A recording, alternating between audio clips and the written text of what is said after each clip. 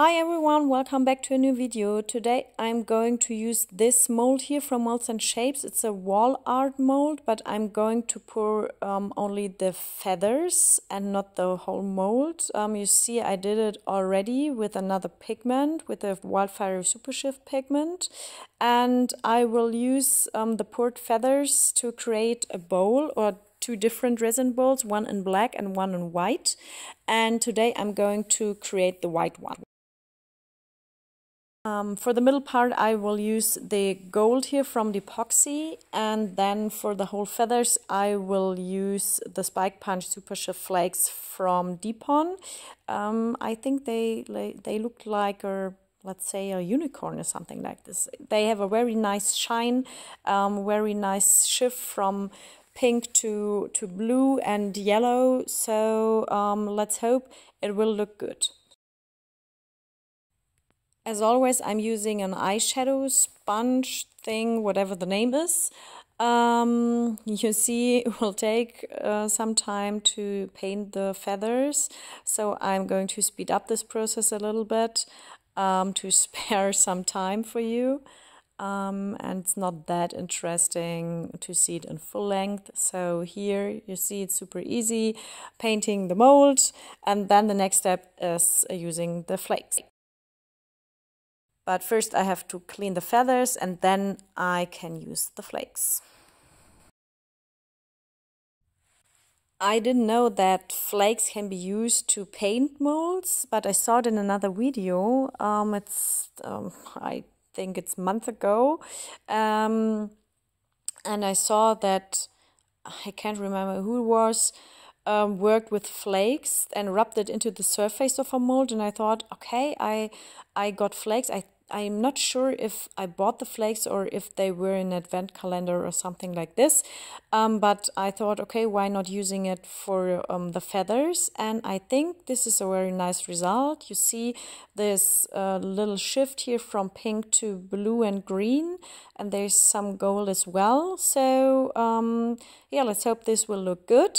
I already prepared my resin with the Epoxy Pearl 01 white pigment to pour the feathers. I decided to not using black resin as always, but to use the white one, because if there are parts without enough of the flakes or pigment or whatever, then the black resin would shine through, and I don't want to have black on the other side.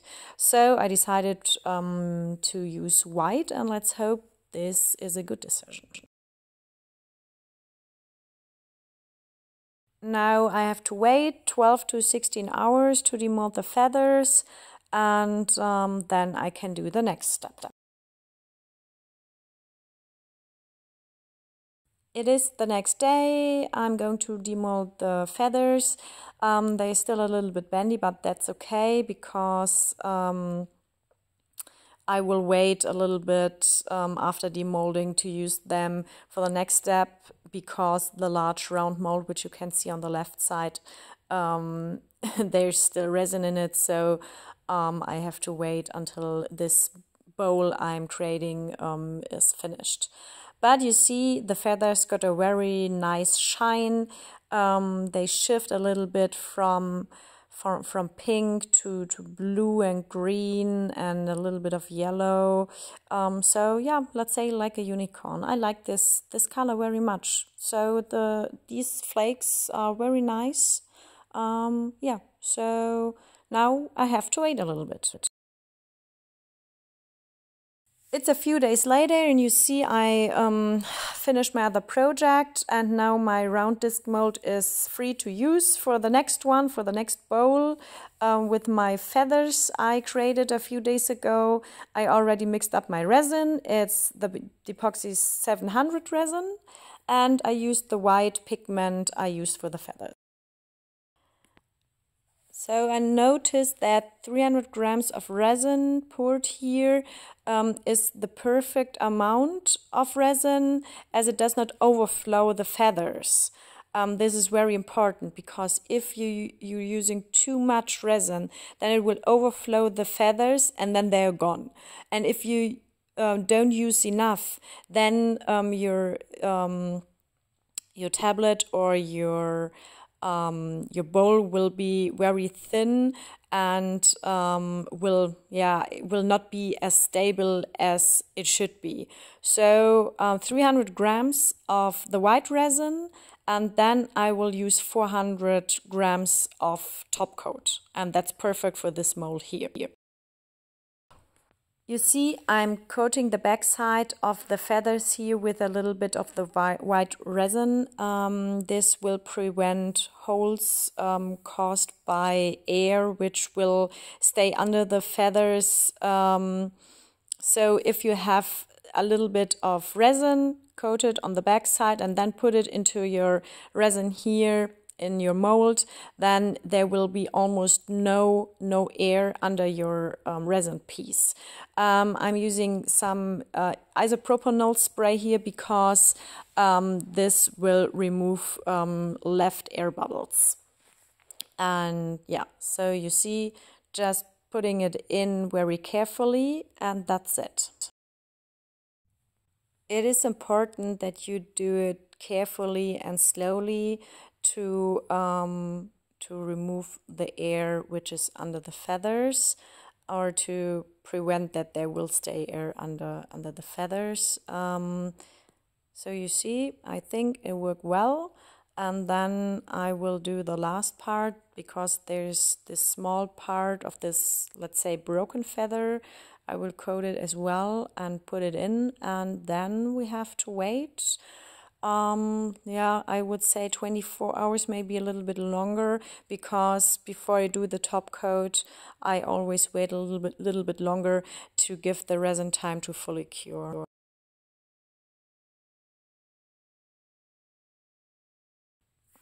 You see, nice and slowly, and now I'm going to use a little bit more isopropanol spray, and now we have to wait until it is fully cured.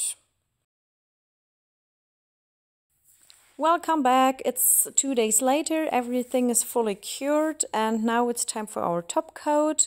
I'm going to use the DCS resin from Depon, which is my favorite top coat, with some kind of self-healing effect if there's a scratch in it. So you see, just pouring it, and then we have to wait at least 48 hours, and then we can do the next steps.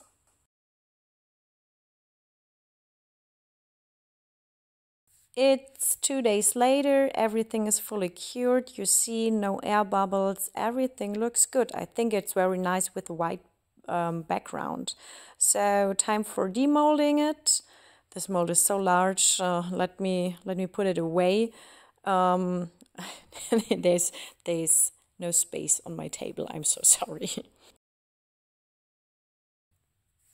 As you all know, there are sharp edges after pouring, and I'm going to remove them with my tool. There's my tool, and you see it's super easy. I'm going to speed up the process because it's not that interesting, but it's very easy with the top coat, because after 48 hours it's still a little bit softer than other resins, and it's then very easy to remove the edges, but it's still cured enough to not have fingerprints on it or something like this. And let me go and get the bowl I already created to show you the result I want to achieve with this project here. You see, the color shift is very nice, and I already did the bowl with this Wildfire Super Shift pigment, this one here.